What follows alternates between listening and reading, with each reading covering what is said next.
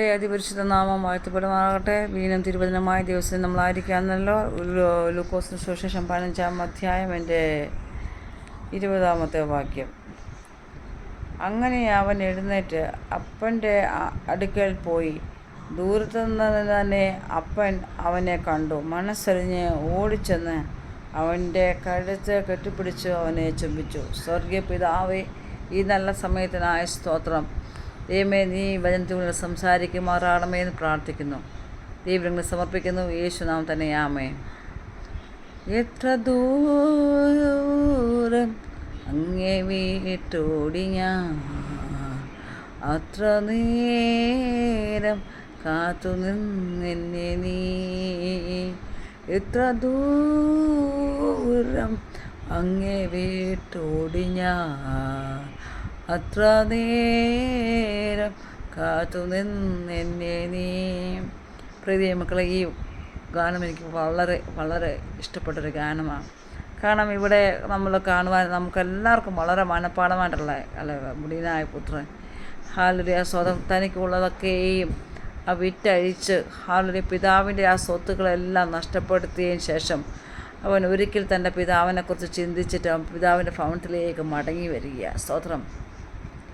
മടങ്ങി വരുമ്പോൾ എല്ലാം തള്ളിപ്പറഞ്ഞ് പിതാവിനെ ഉപേക്ഷിച്ച് പോയ മകനാ. എന്നാൽ ദൂരേന്ന് അവൻ പോയ, എനിക്ക് തോന്നുന്നു അവൻ പോയ നിമിഷം തൊട്ട് പിതാവ് എന്നും അവനെ കാത്തിരിക്കുമായിരുന്നു ഉമ്മറത്തല്ലേ.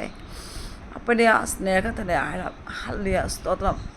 നമ്മൾ എത്ര പാപം ചെയ്ത് അകന്ന് ദൂരെയായിരിക്കുമ്പോൾ നമ്മളെ വാക്കുകൊണ്ടും നമ്മളെ പ്രവൃത്തി കൊണ്ടും നമ്മുടെ ചിന്തനങ്ങൾ കൊണ്ടും നിരൂപണങ്ങൾ കൊണ്ടും ഒക്കെയും അപ്പനെ തള്ളിപ്പറയുമ്പോഴും സ്തോത്രം, ഒരു നിമിഷം പോലും നമ്മൾ തള്ളിക്കളയാത്ത അപ്പൻ്റെ സ്നേഹം.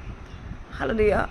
ഈ ഗാനം പാടുമ്പോൾ പലപ്പോഴും ഞാൻ നിറമൊഴികളാണ് ഈ ഗാനം പാടുകയും അതിൻ്റെ ഓരോ ചലനങ്ങൾ ഞാൻ വളരെ ധ്യാനിക്കാറുണ്ട്. അപ്പോൾ ഹല്ലേലൂയ. എനിക്ക് തോന്നുന്നു പാട്ടുകാരൻ ഒരു പക്ഷേ ഈ ലൂക്കോസിൻ്റെ സുവിശേഷം ഈ അധ്യായം വായിച്ചിട്ടായിരിക്കാം. ഹല്ലേലൂയ. ഈ മുടിയനായ പുത്രൻ്റെ ആ പിതാവിലേക്ക് മടങ്ങി വന്ന പിതാവിൻ്റെ സ്നേഹത്തെ ഓർത്തിട്ടായിരിക്കാം ഒരു പക്ഷേ ആ പാട്ട് എഴുതിയെന്ന് ഞാൻ ചിന്തിക്കുകയാണ്. എൻ്റെ ചിന്തയാണ് കേട്ടോ. അപ്പോൾ ദൈവത്തിൻ്റെ ആഴം, അവൻ തള്ളിപ്പറഞ്ഞപ്പോഴും തള്ളിക്കളയാത്ത ആ സ്നേഹം. നമ്മൾ എത്രയോ വട്ടം പാപം ചെയ്തിട്ട് നമ്മൾ ദൈവത്തിൽ നിന്ന് അകന്നു പോയിട്ടുണ്ട്. ആ മുടിയനായ പുത്രൻ സർവ്വതും പിതാവിനെയും ചോദിച്ച് വാങ്ങിച്ച് അവൻ്റെ സ്വത്തുക്കളെല്ലാം കൊണ്ടുപോയി ദൂർത്തടിച്ച് അവന് തോന്നിയ പോലെ എല്ലാം ജീവിച്ചിട്ട് ഒരു ദിവസം അവന് സുബോധം വന്നു. ഒരു ദിവസം അവൻ സുബോധം വന്നെന്നാണ് കേൾക്കുന്നത്. സുബോധം വന്നപ്പോൾ അവൻ്റെ പിതാവിനെക്കുറിച്ച് അവൻ ഓർക്കുവാൻ, അവൻ്റെ പിതാവിൻ്റെ അവസ്ഥ, അവൻ്റെ വീട്ടിൽ എങ്ങനെയാണ് കഴിഞ്ഞ് എന്നത് അവൻ ഓർക്കുവാനിടയായിരുന്നു. അതിനെ വളരെ ചിന്തിച്ചു. ഈ നാളുകളിൽ നമ്മൾ പ്രാർത്ഥിക്കുന്ന ഒരു മെയിൻ വിഷയം, നമ്മൾ തലമുറകൾക്ക് സുബോധം വരാൻ വേണ്ടി പ്രാർത്ഥിക്കണം. അതെന്താ? നമ്മളിൽ നിന്ന് അകന്നു പോകുന്നതല്ല, ദൈവസന്നിധിയിൽ നിന്ന് ഈ മുടിയനായ പുത്രൻ കടന്നു പോയതുപോലെ ദൈവത്തിൻ്റെ സ്നേഹം അനുസരിക്കാതെ ആ ദൈവം വിടുവിച്ച വിധങ്ങളും ദൈവം ചെയ്ത നന്മകളും ഗ്രഹിക്കാതെ വീണ്ടും പാപം ചെയ്ത് ദൂരെയായി പോകുന്ന നമ്മുടെ തലമുറകളെക്കുറിച്ച് നമുക്ക് ഈ നാളുകളിൽ ഒരു ദർശനം ഉണ്ടായിരിക്കണം. പ്രിയ ദൈവമക്കളെ, സ്തോത്രം. ഞാൻ ഈ വചനം ധ്യാനിച്ചപ്പോൾ ഇന്ന് ഇങ്ങനെ സംസാരിപ്പാണ് ദൈവം എന്നോട് പറയുന്നത്. സ്തോത്രം. ഹല്ലേലൂയ. ആ ധൂർത്തപുത്രൻ പോയതുപോലെ ഹല്ലേലൂയ ദൈവത്തിൽ നിന്ന് അകന്നു പോകുന്ന തലമുറ.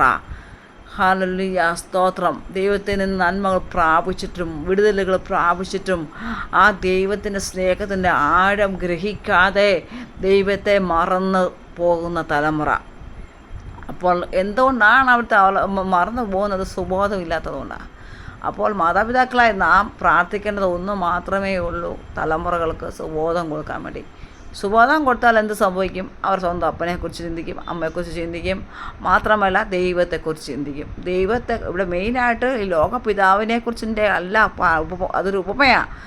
സ്വർഗത്തിനെക്കുറിച്ചിട്ടാണ്, സ്വർഗീയ പിതാവിനെക്കുറിച്ചാണ് ചിന്തിച്ചത്. പിതാവിനെക്കുറിച്ച് ചിന്തിച്ചപ്പോൾ അവൻ എത്ര ലാഭിഷായിരുന്നു, അവൻ എത്ര ലാഭിഷായിട്ടാണ് അവൻ്റെ സ്വന്തം ഭവനത്തിൽ ജീവിച്ചത് എന്നുള്ളൊരു ഓർമ്മ, സുബോധം വന്നു. സുബോധം വന്നാൽ നാം ദൈവരാജ്യത്തിൻ്റെ അവകാശത്തിൻ്റെ എങ്ങനെയാണ് ദൈവം നമ്മൾ സ്നേഹിച്ചത്, ആ പിതാവിൻ്റെ കരുതൽ എന്തായിരുന്നു എന്ന് നമുക്ക് മനസ്സിലാക്കുവാൻ കഴിയും. അതുകൊണ്ട് ഈ നാളുകളിൽ എൻ്റെ വചനം കേൾക്കുന്ന പ്രിയ മാതാവേ, പിതാവേ, ഹല്ലേലൂയ, പ്രിയ കുഞ്ഞേ, നീ ദൈവസന്നിധിയിലേക്ക് മടങ്ങി വരിക. സ്തോത്രം. സ്വർഗീയ പിതാവ് നിന്നെ എന്ത് ആഴമായി സ്നേഹിച്ചാണ് നിന്നെ ഇത്രത്തോളം കൊണ്ടുവന്നത്. നീ എന്തുമാത്രം നന്മകൾ ദൈവത്തിൽ നിന്ന് പ്രാപിച്ചിട്ടുണ്ട് എന്നുള്ളതൊക്കെ നീ ഗ്രഹിച്ചാൽ നന്നായിരിക്കും. സ്തോത്രം. അപ്പോൾ ആ സുബോധം വന്നപ്പോൾ ഹല്ലേലൂയ അവൻ പിതാവിനെക്കുറിച്ച് ഓർത്തു. അവൻ കഴിച്ച അവൻ്റെ ഭവനത്തിൽ അവന് എത്ര ലാഭിഷ്ടായിട്ടാണ് അവൻ ജീവിച്ചത് എന്ന് അവനെ മനസ്സിലാക്കി അവൻ തീരുമാനമെടുത്തു, ഞാൻ പോകും. അതാണ് മേലോട് പറഞ്ഞത്, ഞാൻ എൻ്റെ അപ്പൻ്റെ ഭവനത്തിലേക്ക് മടങ്ങി ചെല്ലും, എൻ്റെ അപ്പനോട് ഞാൻ ക്ഷമ ചോദിക്കും. അപ്പോൾ ആ സ്വർഗത്തോട് നിന്നോട് ഞാൻ പാവം ചെയ്തു, നിൻ്റെ മകനെന്ന് വിളിപ്പാൻ ഞാൻ യോഗ്യനല്ല എന്നവൻ പറഞ്ഞപ്പോൾ അങ്ങനെ പറയും. അവൻ ഹൃദയത്തിൽ ചിന്തിച്ച് അങ്ങനെ ഇതൊക്കെ ചെയ്യുമെന്ന് ചിന്തിച്ചുകൊണ്ട് ആശാൻ പോകുന്നത്. എന്നാൽ ഇതെല്ലാം ഗ്രഹിച്ചുകൊണ്ട് പോകുമ്പോൾ ചെല്ലുമ്പോൾ തന്നെ വീടിൻ്റെ വാതിക്കൽ ഉമ്മർത്ത് ഇങ്ങനെ ഹല്ലേലൂയ. ഞാൻ എൻ്റെ മനസ്സിലെ ഇമേജ് ആട്ടോ. അപ്പനിങ്ങനെ കണ്ണും നട്ട് റോഡിലേക്ക് നോക്കി ഇങ്ങനെ ഇരിക്കുക. നമ്മുടെ മാതാപിതാക്കളെ നമ്മൾ ചെയ്യുന്ന പോലെ കൊച്ചുങ്ങൾ സ്കൂളിൽ പോയി കോളേജിൽ പോയിട്ട് വരാൻ ലേറ്റ് ആകുമ്പോൾ നമ്മളിങ്ങനെ താടിക്കും കൈയും കൊടുത്ത് ഒരു സമയം കഴിയുമ്പോൾ റോഡിലോട്ട് കണ്ണും നട്ടൊരു ഇരിപ്പുണ്ടല്ലേ, എൻ്റെ കുഞ്ഞ് എന്തിയേ. പിന്നെ അങ്കലാപ്പാ, ഉള്ളിൻ്റെ ഉള്ളിൽ ഭയങ്കര അങ്കലാപ്പാ, കുഞ്ഞെന്തിയേ അയ്യോ എവിടെ പോയി, എന്താ എന്നൊക്കെയുള്ള ചിന്തയാണ്. അപ്പോൾ ഞാൻ ഓർക്കുകയാണ്, ആ പിതാവ് ആ മകൻ ഭവനത്തിൽ നിന്ന് സകലതവും വാങ്ങിക്കൊണ്ട് പോയ നാൾ മുതൽ ആ പിതാവ് ആ ഉമ്മർത്ത് എന്ന് എനിക്ക് എൻ്റെ ഇമേജാണ് കേട്ടോ. എന്നും ഇങ്ങനെ ഒരു സമയം കഴിയുമ്പോൾ റോഡിലോട്ട് നോക്കി ഇങ്ങനെ ഇരിക്കും, എൻ്റെ കുഞ്ഞ് വരും, ഇപ്പോൾ വരും എന്ന് നോക്കിയിരിക്കുക. അങ്ങനെ ഇരിക്കുന്ന ഒരു നാഴികയിലാണ് മകൻ ദൂരേന്ന് വരുന്നത് കണ്ടത്. ഞാൻ ഓർക്കുകയാണ്, കാലും പറിച്ച് ഓടിക്കാണും ആ പിതാവല്ലേ. അവരുടെ സന്തോഷം അടക്കാനാവാതെ ഇട്ടിരുന്നത് എടുത്തുകൊണ്ട് വിളിച്ച് പറഞ്ഞിട്ട് ഡേടാ എൻ്റെ കൊച്ച് വരുന്നു പറഞ്ഞിട്ട് ഓടിപ്പോയി കാണും. നമ്മളെ ഭാഷയിൽ പറഞ്ഞാൽ ക്ഷീണവും തളർച്ചയും ശരീരത്തിൽ വേദനയും രോഗവും ഒന്നും ഓർത്ത് കാണത്തില്ല. ആ കുഞ്ഞിനെ കണ്ട മാത്രയിൽ ആ പിതാവ് ആ ദുഃഖങ്ങൾ ഒരുപക്ഷെ ആ ശരീരത്തിൻ്റെ അസ്വസ്ഥതകളെല്ലാം മാറുന്നിട്ടുണ്ടായിരിക്കും. ഓടിപ്പോയി കഴുത്തിൽ കെട്ടിപ്പിടിച്ച് ചുംബിച്ചു. സ്തോത്രം.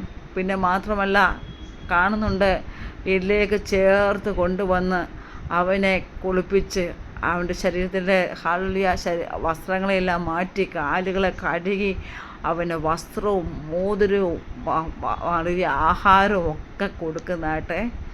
പ്രിയ ദൈവമക്കളെ, നാം ദൈവസന്നിധിയിൽ നിന്ന് അകന്നു പോയപ്പോൾ നമ്മുടെ സ്വർഗീയ പിതാവ് എന്തുമാത്രം വേദനിച്ചിട്ടുണ്ട് നിങ്ങൾ ചിന്തിച്ചിട്ടുണ്ടോ? നമ്മുടെ ദൈവത്തിന് നിരക്കാത്ത വാക്കുകൾ പറയുമ്പോഴും, നമ്മൾ മറ്റുള്ളവരോട് ക്ഷമ കാണിക്കാതിരിക്കുമ്പോഴും, നമ്മൾ കോപിക്കുമ്പോഴും പിറുവിറുക്കുമ്പോഴൊക്കെ സ്വർഗീയ പിതാവ് എന്തുമാത്രം വേദനിച്ചിട്ടുണ്ട്. ഈ ലോകത്തോടുള്ള പിതാവിനെ ഉപമയായിട്ട് പ്രസ്താവിക്കുമ്പോൾ സ്വർഗീയ പിതാവ് ഹല്ലേലൂയ നമുക്ക് വേണ്ടി കാത്തിരുന്ന് നാം പാപം ചെയ്ത് ദൈവത്തിൽ നിന്ന് അകന്നു പോയപ്പോഴും അവൻ്റെ ആ കാരുണ്യ സ്നേഹത്താൽ നമ്മളെ വീണ്ടെടുത്ത ആ ദൈവസ്നേഹം ഓർത്താൽ പ്രിയ ദൈവമക്കളെ നമുക്ക് അടങ്ങിയിരിക്കുവാൻ കഴിയുമോ? കഴിയത്തില്ല. ആ ക്രൂശിലെ സ്നേഹത്തെ നമുക്ക് വേണ്ടി അവസാന രക്തം ഒഴിച്ച ആ ക്രൂശിലെ സ്നേഹത്തെ ഓർക്കുമ്പോൾ, അപ്പൻ്റെ സ്നേഹത്തെ ഓർത്താൽ ഒരിക്കലും പ്രിയ ദൈവമക്കളെ എനിക്ക് കഴിയത്തില്ല. സ്വർഗീയ പിതാവിനെ ആ അഴമൊരു സ്നേഹം ഓർക്കുമ്പോൾ നിറമൊഴിയോടല്ലാതെ കർത്താപ്പച്ച അപ്പ എന്ന് വിളിക്കാൻ നമുക്ക് കഴിയത്തില്ല. അത്രമാത്രം സ്നേഹം, അത്രമാത്രം വില ദൈവം നമുക്ക് വേണ്ടി നൽകി, സ്വന്തം രക്തം നൽകി നമ്മളെ വീണ്ടെടുത്തു. എൻ്റെ വചനം കേൾക്കുന്ന, എൻ്റെ ശബ്ദം കേൾക്കുന്ന പ്രിയ മാതാവേ, പിതാവേ, കുഞ്ഞെ, നീ ദൈവസന്നിധിയിലേക്ക് മടങ്ങി വന്നാൽ, പാവത്തെ വെറുത്ത് ദൈവസന്നിധിയിലേക്ക് നീ മടങ്ങി വന്നാൽ, നീ പാവം ചെയ്ത് അകന്നു പോകുമ്പോൾ ആ പിതാവിൻ്റെ ഹൃദയമാണ് വേദനിക്കുന്നത്. ഈ ലോകത്തിൽ പിതാവ് അല്ലെങ്കിൽ മാതാവ് പിതാവ് എന്നാ തന്നെ പറഞ്ഞപ്പോൾ പിതാവ് കാത്തിരിക്കുക, എൻ്റെ മകൻ വരും.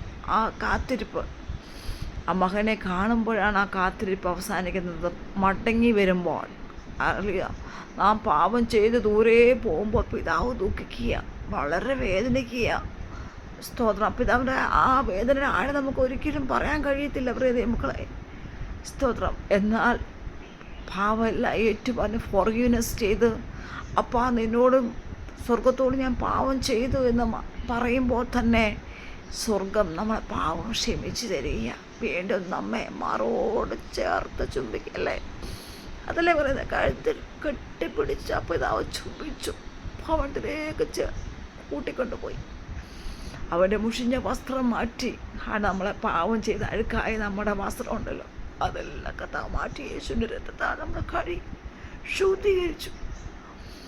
ഒരു മോതിരം നമുക്ക് നൽകി, ഒരധികാരം നൽകി, പുത്രന് അധികാരം നൽകി. പിന്നെ സന്തോഷിക്കുക.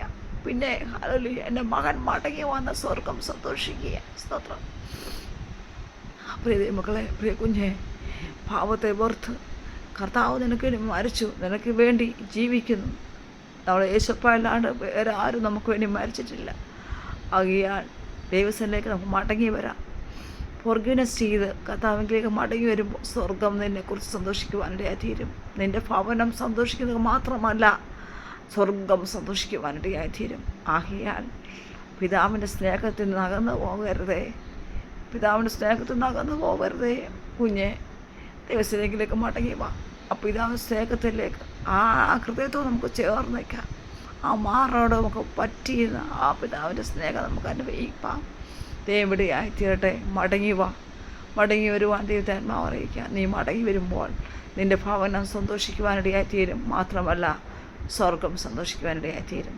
ആകയാൽ പിതാവിനെ വേദനിപ്പിക്കുന്നവരായിട്ടല്ല, പാപം ചെയ്ത് പിറുപുറത്ത് ദൈവത്തിൽ നിന്ന് അകന്നു പോകുന്നവരായിട്ടല്ല, ദൈവത്തിലേക്ക് മടങ്ങി വന്ന് പിതാവിനെ സ്നേഹിപ്പാൻ, പിതാവിന് കൂടെ നിൽക്കുവാൻ, പിതാവ് നമുക്ക് നൽകിയിരിക്കുന്ന ആ വാഗ്ദത്തങ്ങൾ, അനുഭവങ്ങൾ പ്രാപിപ്പാൻ ദൈവം നമ്മൾ സഹായിക്കട്ടെ. ഈ വചനങ്ങൾ ദൈവം നമ്മളെ ഓരോരുത്തരെയും ഒരുക്കുമാറാട്ടെ. ദൈവം ഗോഡ് ബ്ലെസ് യു.